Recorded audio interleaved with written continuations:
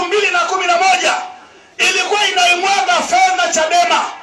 Baraza kuu la mwaka 2000 ambao mimi nilikuwa mjumbe wake mwaka 2013, huyu mheshimiwa alimwaga fedha nyingi Chadema. Na ndio maana kwenye chama kimoja kinachoitwa Chadema wana akaunti zaidi ya 200. Chama kimoja ina akaunti zaidi ya 200. Watanzania na waandishi wa habari ni watu ambao huwa wanatuhabarisha mambo ya kweli. Naomba niwape udhibitisho huo ambao ni la gazeti la Mtanzania Fikra Yakinifu. Anasema hii hapa inasema Chadema hati yenye shaka. Chadema ina akaunti zaidi ya 200 katika benki mbalimbali nchini, lakini kiwango kilichoripotiwa kama salio ni shilingi 200,224.8. Sasa chama chenye akaunti 200 ndani ya chama kimoja, akaunti hizo ni za nini kama si akaunti za kifisadi za kuwaibia mali za Watanzania? CCM hoye! CCM hoye!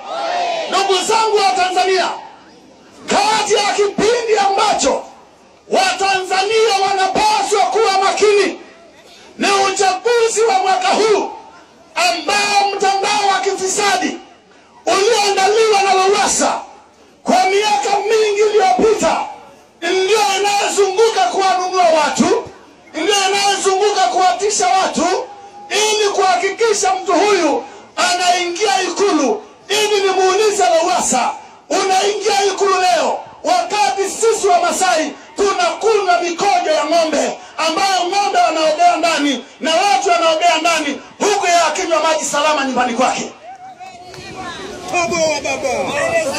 Ndugu zangu, huyu mtu anaitwa Lowassa ametuongoza kwa miaka 5 kama mbunge, lakini miaka 15 ametutawala kama mfalme. Na ninawashangaa baadhi ya watu wa Monduli ambao Lowassa anawatuma. Ukisikika ni mwanaharakati unafuata ishe mzee amesema. Hivi mzee amesema mimi ni nani?